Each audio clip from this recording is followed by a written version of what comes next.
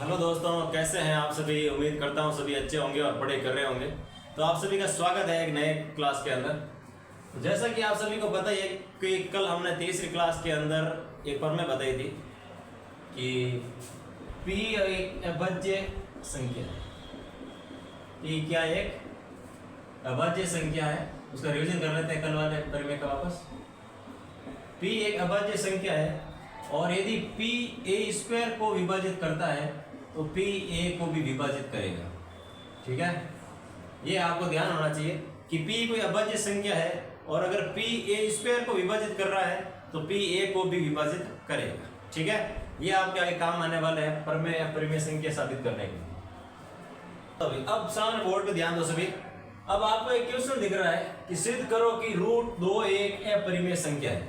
यानी कि आपको ये साबित करना है कि √2 जो है वो एक अपरिमेय संख्या है। ठीक है, तो सबका ध्यान बोर्ड पे होना चाहिए। और अभी जो आपको प्रमेय बताई थी वो प्रमेय आपको याद होनी चाहिए, वो ऐसे क्वेश्चनों के अंदर आपके काम आने वाली है। ठीक है, तो सबसे पहले आप ऐसा करो कि मान लेते हैं, माना कि √2 एक परिमेय संख्या। क्या मानना है सबसे पहले आपको यही मानना है कि √2 जो है वो एक परिमेय संख्या है।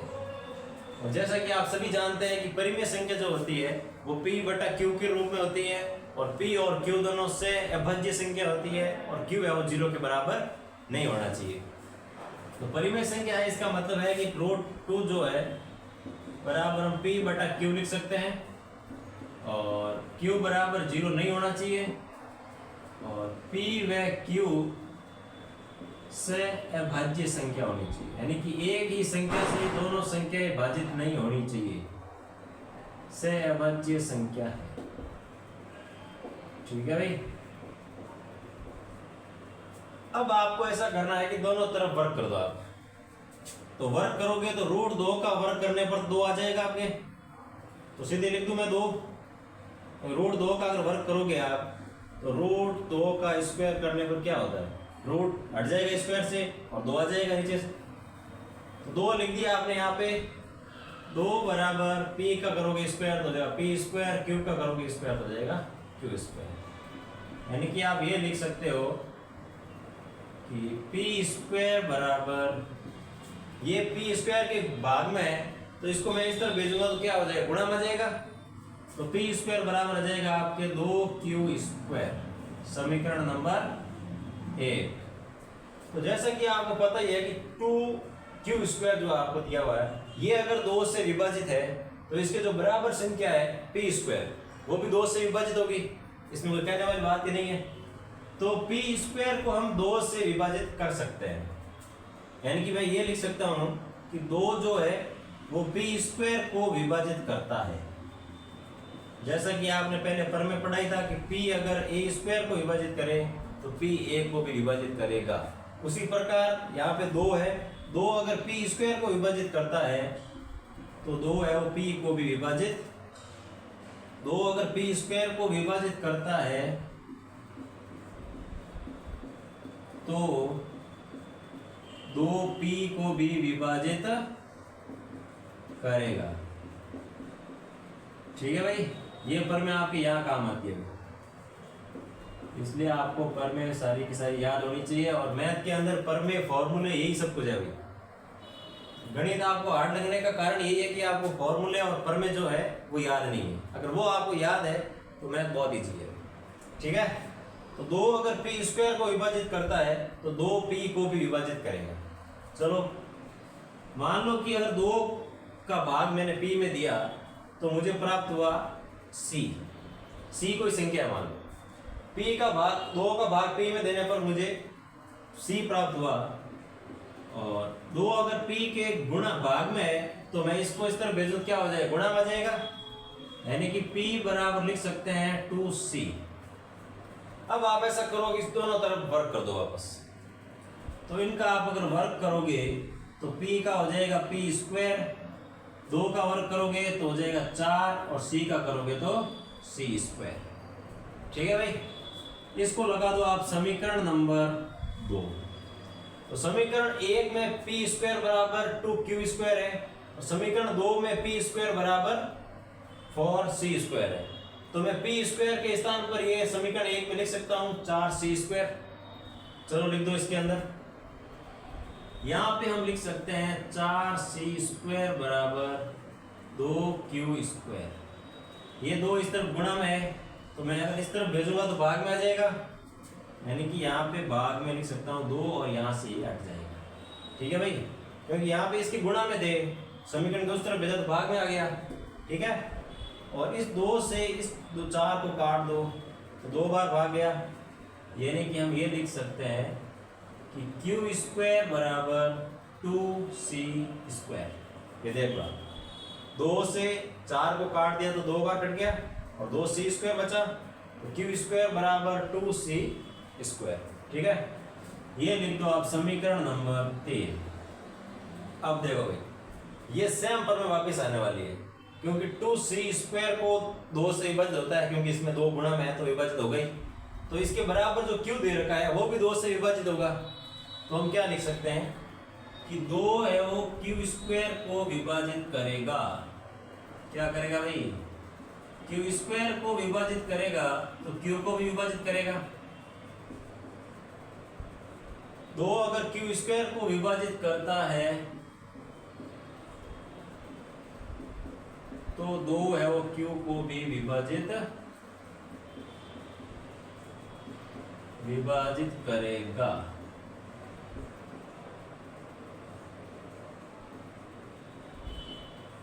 ठीक है, लेकिन ये तो एक विरोधाभास की स्थिति है अभी कि 2 एक बार बोल रहे हो कि 2 p को विभाजित कर रहा है, एक बार हम बोल रहे हैं कि 2 q को विभाजित कर रहा है। और यहाँ हमने क्या लिखा था, p और q दोनों क्या है? सहअभाज्य संख्या, यानी कि p और q अगर परिमेय संख्या है तो वो एक सेम संख्या से कभी भी विभाजित नहीं हो सकती। लेकिन यहाँ पे तो ये हो रहा है, 2 है वो p को विभाजित कर रहा है, 2 है q को विभाजित कर रहा है, यानी कि ये विरोधाभास की स्थिति उत्पन्न हो चुकी है। ठीक है, तो हम ये क्या कह सकते हैं, ये विरोधाभास क्यों उत्पन्न हुआ भाई? ये गलत, ये क्यों ऐसा लगा कि हाँ भाई 2 p को भी कर रहा है, 2 q को भी विभाजित कर रहा है? क्यों? क्योंकि हमने जो उपरोक्त कल्पना की है कि √2 एक परिमेय संख्या है, वो गलत है। वो क्या है? गलत है। क्यों? क्योंकि √2 एक परिमेय संख्या कभी हो ही नहीं सकती, वो एक क्या है? अपरिमेय संख्या है। तो इस प्रकार आप ये साबित कर सकते हैं कि एक परिमेय संख्या होती तो ये 2 न तो p को विभाजित करता तो q को नहीं करता, और q को विभाजित करता तो p को विभाजित कभी भी नहीं करता। तो यहाँ पे आप एक लाइन लिख सकते हैं कि उपरोक्त स्थिति एक विरोधाभास की उपरोक्त स्थिति विरोधाभास की स्थिति है। उपरोक्त स्थिति विरोधाभास की स्थिति है।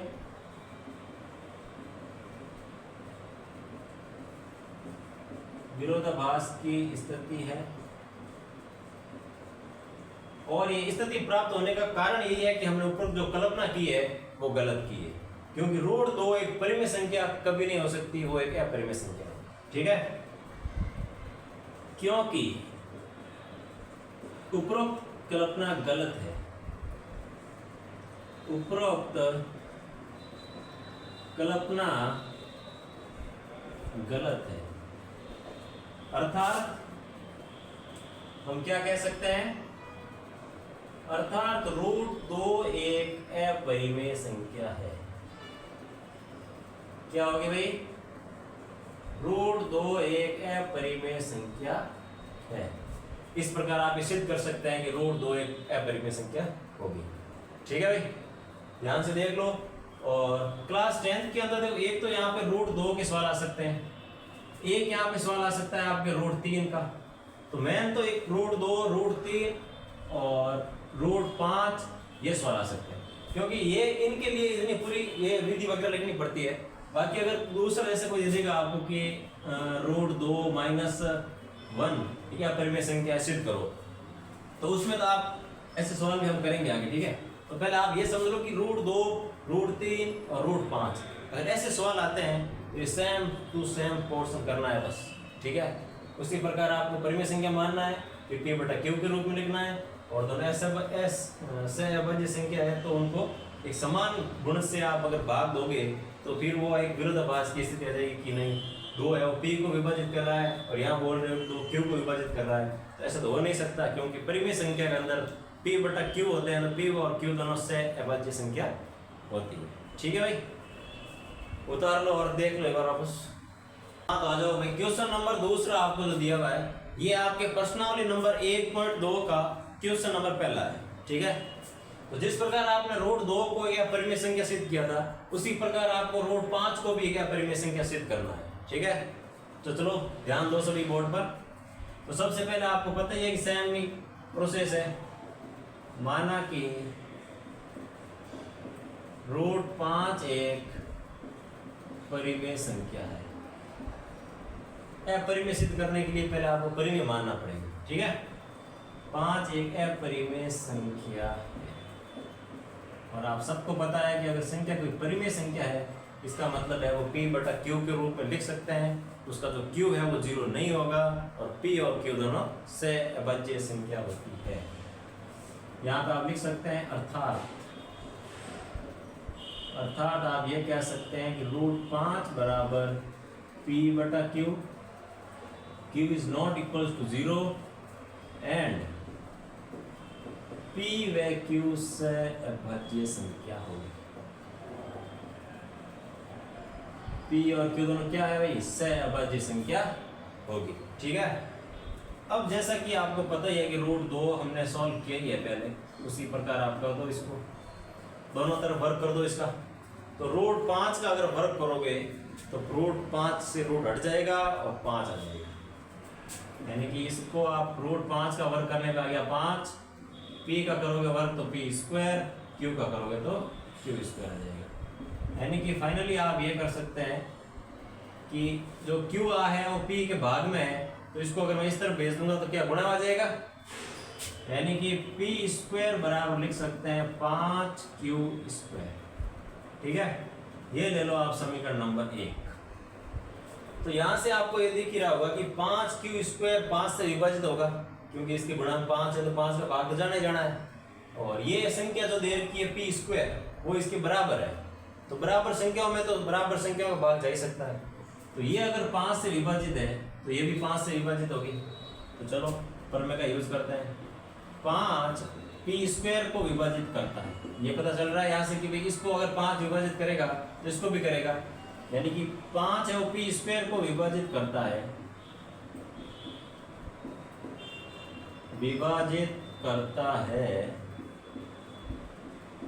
तो 5 P को भी विभाजित करेगा,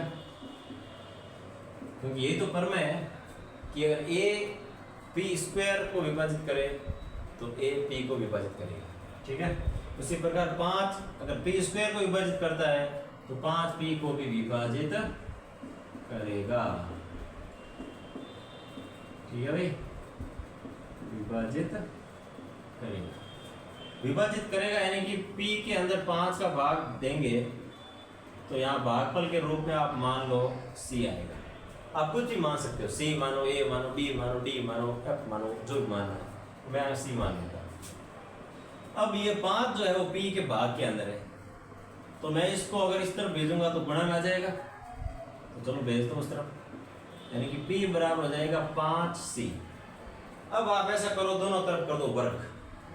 तो दोनों तरफ अगर वर्ग करोगे तो P का वर्ग तो हो जाएगा P स्क्वायर, और 5 का वर्ग आपको पता है क्या होता है, 5 का वर्ग 25, कितना होता है 25। और एक बात और भी, आपको वर्ग है वो 30 तक याद होना चाहिए। ठीक है, तो 5 का वर्ग 25 हो गया तो C का वर्ग क्या हो जाएगा, C स्क्वायर। ये आ गया आपके समीकरण नंबर 2। समीकरण नंबर 2 से मैं P स्क्वायर का मान समीकरण नंबर 1 में रख रहा हूँ। ठीक है, चलो रख दो फिर वहां पे, यानी कि आपके सामने आ जाएगा भाई 5Q स्क्वायर बराबर 25C स्क्वायर। ठीक है, अब 5 जो है वो Q स्क्वायर की गुणा में है, मैं इसको समीकरण के इस तरफ भेजूंगा तो ये भाग में चला जाएगा, तो इसको भेज दो भाग में, यानी कि हमारे पास बचेगा Q स्क्वायर बराबर 25/5C स्क्वायर। ठीक है, जो संख्या गुणा में थी वो भाग में आ गई। ओके, तो अब हमारे पास है Q बराबर 25/5C स्क्वायर। तो आपको पता ही है कि 5 का भाग 25 में जाता है 5 बार, यानी कि फाइनली आपको ये मिल गया कि क्यू स्क्वायर बराबर 5c²। समीकरण नंबर 3। अब आप यहां से कह सकते हैं कि 5c² है वो 5 से विभाजित होगा क्योंकि इसके गुणा में 5 है, तो इसके बराबर तो क्यू² भी है, तो इसका मतलब क्यू² भी 5 से क्या होगा, विभाजित होगा। चलो लिखो फिर, 5q² को विभाजित करता है, क्या करता है भाई, 5q² को विभाजित करता है, तो 5q को भी विभाजित करेगा, विभाजित करेगा। यानी कि आप ये कह सकते हैं कि 5 है वो q को भी विभाजित कर रहा है और 5 है वो p को भी विभाजित कर रहा है, जो कि इस शर्त को नामंजूर कर रहा है। यानी कि हम यहाँ तो कह रहे हैं कि अगर रूट 5 परिमेय संख्या है तो फिर तो p और q जो है वो से अभाज्य संख्या है, यानी कि एक ही संख्या से दोनों विभाजित हो ही नहीं सकते।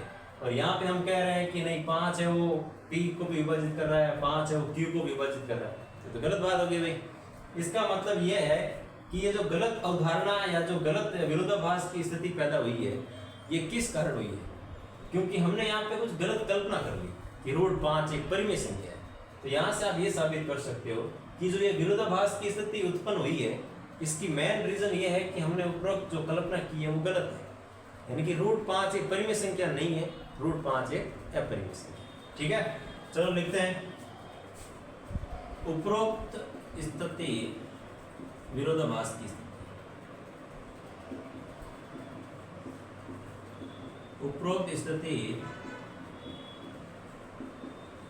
विरोधाभास है। क्या है भाई, विरोधाभास, क्योंकि यहाँ पे हम कह रहे हैं कि p और q दोनों से अभाज्य संख्या है और यहाँ पे एक ही संख्या से विभाजित हो रहे हैं, तो वो तो विरोधाभास हो गया, विरोधाभास है। और विरोधाभास उत्पन्न होने का कारण, विरोधाभास उत्पन्न होने का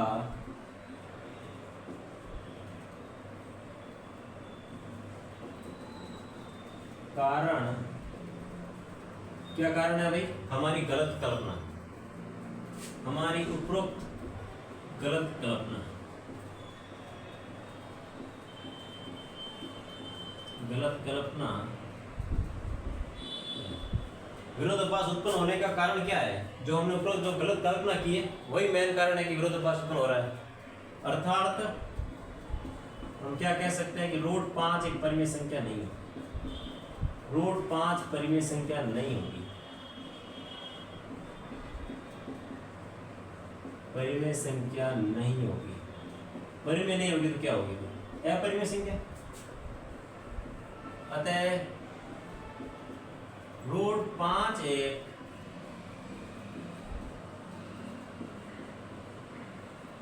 अपरिमेय संख्या है। ठीक है भाई, इस प्रकार आप ये साबित कर सकते हैं कि रूट 5 एक अपरिमेय संख्या है। ठीक है, ये सेम प्रोसेस रूट 2 के लिए भी किया था हमने, रूट 3 के लिए भी यही रहेगा और रूट 5 के लिए भी ये प्रोसेस रहेगा। ठीक है, तो नोट कर लो ये आप आराम से वीडियो को रोक करके। हाँ तो आ जाओ भाई, अब आ रहा है क्वेश्चन नंबर 2। क्वेश्चन नंबर 2 आपको दिया हुआ है, सिद्ध करो कि 6 प्लस रूट 2 एक अपरिमेय संख्या है। आपको ये सिद्ध करना है कि 6 प्लस रूट 2 जो है वो एक अपरिमेय संख्या है। ठीक है, अभी आपने पहले सिद्ध किया है कि रूट 2 एक अपरिमेय संख्या है, फिर आपने सीखा है कि रूट 5 अपरिमेय संख्या है। उसी प्रकार आप कर सकते हैं कि रूट 3 एक अपरिमेय संख्या है, तो वो तो एक सिंगल संख्या थी। अब आपको अगर कोई संख्या जोड़ दे, घटा दे, तो आप कैसे अपरिमेय संख्या सिद्ध करोगे वो देखते हैं। ठीक है, सबसे पहले आपको ये करना है कि मान लेना है कि एक परिमेय संख्या है, जो संख्या दी हुई है वो एक परिमेय संख्या है। यानी कि माना कि 6 प्लस रूट 2 एक परिमेय संख्या है। क्या है भाई, परिमेय संख्या। तो परिमेय संख्या है, इसका मतलब क्या होगा, 6 प्लस रूट 2 जो है वो P बटा Q के रूप में होगा, और Q जो है वो 0 नहीं होगा, और P व Q से अभाज्य संख्या होगी। क्या होगी भाई?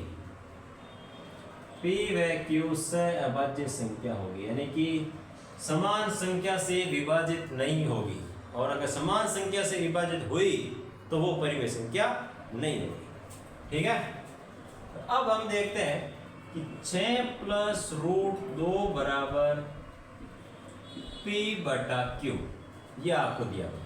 तो यहाँ पे आपको देखो 6 है वो प्लस में है, और प्लस वाली चीज को अगर हम समीकरण की दूसरी ओर भेजते हैं तो उसका चिन्ह चेंज हो जाता है। अगर वो प्लस की है तो माइनस की हो जाएगी, और अगर माइनस की है और आप समीकरण की दूसरी ओर भेज रहे हो तो वो प्लस की हो जाएगी। ठीक है, और गुणा में होती है तो भाग में चली जाती है, और भाग में होती है तो गुणा में चली जाती है। ये आपको समीकरण के नियम ध्यान होने चाहिए। तो ये जो प्लस की संख्या है इसको मैं समीकरण के उस तरफ भेजूंगा तो वो चली जाएगी किसमें? माइनस में हो जाएगी। चलो भेज दो उस तरफ, यानी कि आपको प्राप्त होगा रूट 2 बराबर P बटा Q माइनस 6, समीकरण नंबर 1। अब देखो, अब इसमें आपको ये नहीं करना है कि मतलब स्क्वायर करो वापस वो करो, वो नहीं करना। इसमें आपको ये ध्यान है कि रूट 2 एक अपरिमेय संख्या है, क्योंकि ये आपने साबित कर दिया है पहले, रूट 2, रूट 3, रूट 5। तो अब आपको ऐसा करना है कि आपको ये तो पता है कि P, Q और 6 जो है वो पूर्णांक है, तो ये दोनों परिमेय संख्या और ये तो पूर्णांक है, ये तो हम सब जानते हैं। तो ये लिखो इसमें, P व Q पूर्णांक है तथा 6 भी एक पूर्णांक संख्या। क्या है? पूर्णांक संख्या है, और पूर्णांक संख्या हमेशा परिमेय संख्या होती है। इसका मतलब ये कह सकते हैं कि P बटा Q माइनस 6 एक परिमेय संख्या। क्या है भाई? परिमेय संख्या है। तो ये अगर परिमेय संख्या है तो इसके जो बराबर में होती है संख्या वो भी परिमेय होनी चाहिए इसके अकॉर्डिंग। तो हम क्या लिख देंगे? इसलिए रूट 2 भी एक परिमेय संख्या होनी चाहिए। रूट 2 भी एक परिमेय संख्या होनी चाहिए। परिमेय संख्या होनी चाहिए, लेकिन हाँ, तो इस अकॉर्डिंग तो हम ये भी कह सकते हैं कि रूट 2 भी एक परिमेय संख्या होगी, लेकिन ये विरोधाभास है, क्योंकक्योंकि हम जानते हैं कि रूट 2 एक परिमेय संख्या, अपरिमेय संख्या। विरोधाभास है क्योंकि हम जानते हैं कि रूट 2 एक अपरिमेय संख्या है। अपरिमेय संख्या है। अगर रूट 2 एक अपरिमेय संख्या है, इसका मतलब तो ये भी एक अपरिमेय संख्या होनी चाहिए, और ये अगर अपरिमेय संख्या है इसका अकॉर्डिंग तो ये भी एक अपरिमेय संख्या होनी चाहिए। तो इससे हम क्या निष्कर्ष निकलता है? अर्थात आप ये कह सकते हैं, अर्थात 6 प्लस रूट 2 एक अपरिमेय संख्या है।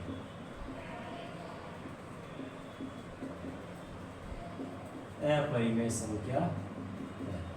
ठीक है, इस अकॉर्डिंग आपको इसकी व्याख्या करनी होती है। ठीक है ना? तो इस प्रकार आप आराम से क्वेश्चन को सॉल्व कर सकते हैं, और ऐसे ही आपको प्रश्नावली 1.2 के जो और सवाल है वो इसी अकॉर्डिंग हो जाएंगे। तो आपको उनको भी करना है, आराम से बैठ के प्रयास करना है, अभ्यास करना है, और कमेंट में आंसर भी लिखना है, और लिखना है कि आंसर हो गए सवाल। और इस प्रकार ये प्रश्नावली नंबर 1 उनकी वास्तविक संख्या आज कंप्लीट होती है। ठीक है, इसमें यही मेन सवाल आने वाले हैं। एक सवाल तो ये फिक्स आएगा कि ये परिमेय अपरिमेय संख्या सिद्ध करो, कोई भी आ सकता है, रूट 2, रूट 3, रूट 5 या ये वाली संख्या। तो एक सवाल तो ये फिक्स हो गया। ठीक है ना? और एक आप क्या आएगा, SCF और LCM वाला। SCF और LCM। तो ज्यादा आपको कुछ नहीं पढ़ना है, ये 2 टॉपिक कर रहे हैं। एक तो ये परिमेय वाला अच्छे से कर लो, और एक ये SCF और LCM वाला अच्छे से कर लो। 2 इक्वेशन आएंगे और इसमें से आ जाएंगे। ठीक है? Thank you.